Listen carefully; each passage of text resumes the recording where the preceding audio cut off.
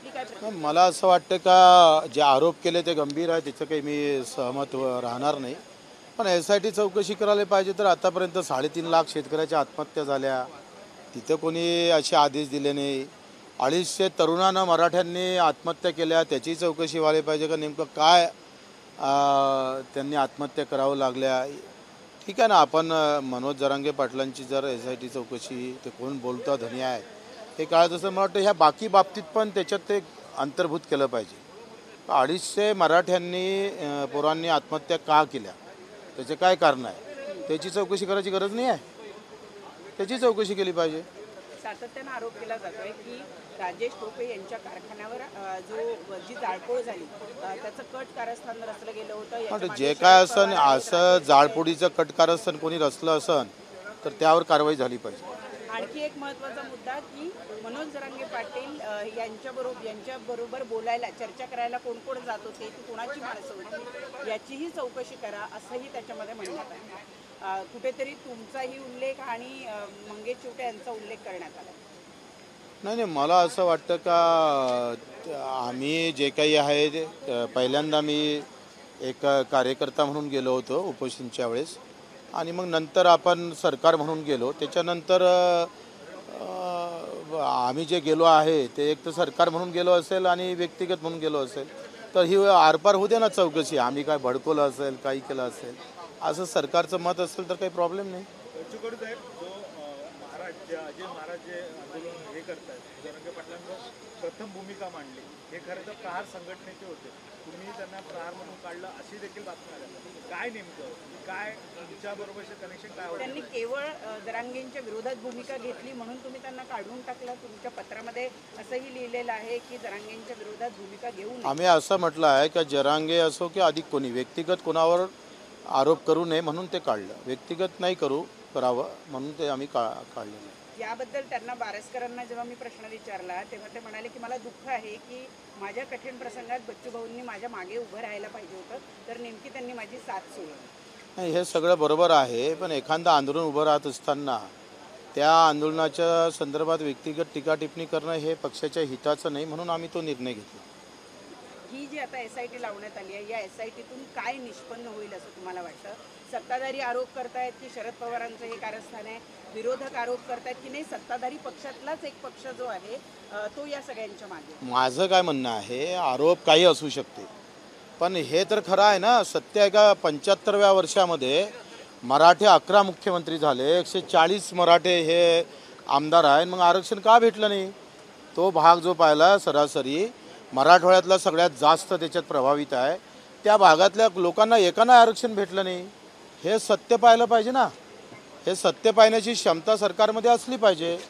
आखरी 11 मुख्यमंत्री ज्या समाजाचे होऊन सुद्धा त्यांना आरक्षण भेटलं नाही, ते बिलकुल ते मराठवाड्यातला जो भाग, मी विदर्भ म्हणत नाही, कोकण म्हणत नाही, पश्चिम महाराष्ट्र म्हणत नाही, पण मराठवाड्यातले जे 8-9 जिल्हे आहे हे लोक बघा आरक्षणाचे जगले, ते मागास असून सुद्धा जगले.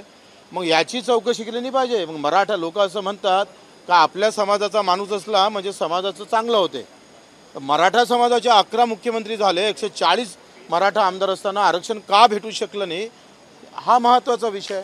20 तारखेला जे आरक्षण दिलं गेलं त्या आरक्षणातून काहीच साध्य झालं नाही असं तुम्हालाही वाटतं? नाही, बिलकुल नाही, असं नाही आहे. शिंदे साहेबांना जे छातीले माती लावून आरक्षण दिलं आणि कायदा केला तो टिकणारे आहे. जसं शिंदे साहेबांना छत्रपती शिवाजी महाराजची शपथ घेतली, तशी फडणवीस साहेबांना प्रभू रामचंद्रची शपथ घ्यावी आणि एकदा हा महाराष्ट्राचा सर्व प्रश्न निकाली लावावा. उलट चांगलं आहे ना, मराठा म्हणून जर आरक्षण भेटलं तर OBC आणि मराठा हा वादय संपुष्टात येईल आणि राज्यामध्ये जे काही आज संभ्रम निर्माण आहे तो संभ्रम पण खतम होईल. कुठेतरी तुमचा उत्तराचा रोग जो आहे तो पुन्हा एकदा फडणवीसांकडे दिसतोय. तुम्हाला असं म्हणायचं आहे का की मुख्यमंत्री? बिलकुल नाही. मला वाटतं मुख्यमंत्र्यांनी जसं शपथ घेतली तसं संभ्रम निघासाठी फडणवीस साहेबांनी शपथ घ्यायला काय हरकत आहे? मी काही वाईट नाही म्हटलं, तुम्ही ते उलटं घेणार मला माहित आहे, पण मी सरळच सांगतोय.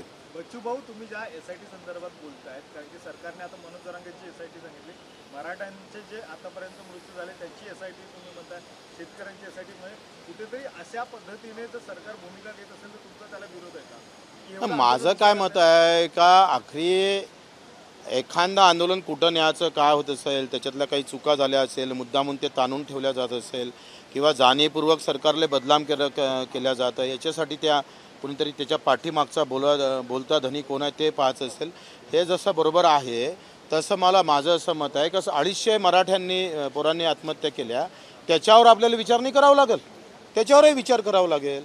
पण या सर्व गदारोळामध्ये शेतकरीला जी मदत मिळायला पाहिजे होती अवकाळीमुळे त्यांना कुठेतरी ही मदत मिळत नाही असं वाटतं तुम्हाला? कसं आहे, माझं तर असं मत आहे, त्या अवकाळी मदतीपेक्षा केंद्राच्या धोरणामुळं राज्याचं शेतकऱ्याचं, देशातल्या शेतकऱ्याचा कोटी रुपयाचं नुकसान झालं. आज उद्या पंतप्रधान यवतमाळला आहे आणि यवतमाळला त्यांनी शपथ घेतली होती मागच्या 10 वर्ष अगोदर का 50% नफा देऊन आम्ही भाव काढू.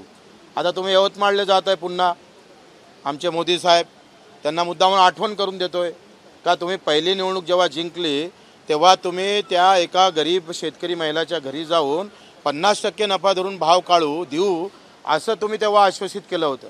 मग आता पुन्हा उद्या यवतमाळला आहे, त्यांना मुद्दामून आठवण करून देतो तुमच्या चॅनलच्या माध्यमातून का ते 50% की गॅरंटी कहाँ है मोदी जी की, वो गॅरंटी होना ना हमको 50% की. आज ते दिल्लीत आंदोलन सुरू आहे शेतकऱ्याचं, ते 50% नफा धरून भाव काढण्याचंच आहे. आणि इथं तर अशी खलबत आहे वांदा का कापसाचे 6,000 रुपयाचे 8,500 रुपये भाव 15% नफ्यानं पकडले होते, तरी केंद्रानं 7,500 दिले. 15% तर दिलेच नाही, मायनसमध्ये कापूस विकत घेतं सरकार. हे अतिवृष्टी जाऊ द्या हो, पण सरकार काय लुटतं ते पाहिलं पाहिजे. सरकार लुटतं शेतकऱ्याला. तुम्ही सत्तेमध्ये आहात, तुम्ही मग सत्तेमध्ये आहे का मी काय नमाज पढू का, ना मी प्रार्थना करू का? आमच्या मायबाप शेतकऱ्याला वाट्यावर सोडून द्यायचं आणि जय पांडुरंग म्हणत राहायचं, हा धंदा बच्चूकडू कधीच करत नाही. पण सरकारमध्ये आहे, सरकारकडे मागणी केली पाहिजे ना सर. काहीच भेटणार नाही 100%. माझं काय म्हणणं आहे, 5 लाख कोटीचं बजेट आहे राज्याचं, 20 लाख कर्मचाऱ्याला 2.5 लाख कोटीच्या वरते खर्च होते. किती होते? 2.5 लाख कोटीच्या वरते. त्याच्यात आमदार खासदार आणि माझ्यासारखे पेन्शन सगळे पकडलं तर ते जातं 3 लाख कोटीवर. आता 5 लाख कोटीमधून 3 लाख कोटी जर आम्ही कर्मचारी, अधिकारी, आमदार, खासदारावर खर्च केले तर राहिले किती? 2 कोटी. 2 लाख कोटीमध्ये तुमचे रस्ते, नाले, काही गभाड गुभाड काय असन ते त्याच्यात गेलं, मग राहिलं किती? आज अपंगांना 5% एकूण कायदा काय 2016चा का अपंगासाठी प्रत्येक केंद्राच्या आणि राज्याच्या बजेटमधून 5% खर्च केला पाहिजे. राज्य सरकार किती करतं? 1400 कोटी. 5%नं किती होते? 25,000 कोटी. मारली दांडी, कारण मतं नाही आहे, मताचा हिशोब नाही आहे. शेतकऱ्यासाठी जास्तीत जास्त मागच्या वर्षात, त्याच्या मागच्या वर्षात, आत्ताच्या वर्षात 30-40 हजार कोटीच्या वरती खर्च केला नाही आम्ही अतिवृष्टीमध्ये दिले असन, अधिक कुठं दिले असन. मग जर 75% शेतकरी आहे, 7 कोटी लोक शेतकरी एकूण असेल आणि 40,000 कोटीमध्ये गुंडाळल्या जात असेल तर सुखी कसा होणार आहे? तो आत्महत्याच करणार आहे, तो आत्महत्याच करेल, दुसरं काय हाती भेटणार आहे? ह्या सगळ्या भिकारचोड योजना बंद करून खऱ्या अर्थानं चांगल्या कुठेतरी बजेटमध्ये आम्हाला सन्मान दिला पाहिजे शेतकऱ्याला. बजेटमध्ये आमचा हिस्सा किती आहे? आमची जेवढी लोकसंख्या आहे शेतकऱ्याची तेवढी आमची भागीदारी पाहिजे नाही आम्हाला, ती भेटत नाही. कशाला जाऊ मी, काय कारण?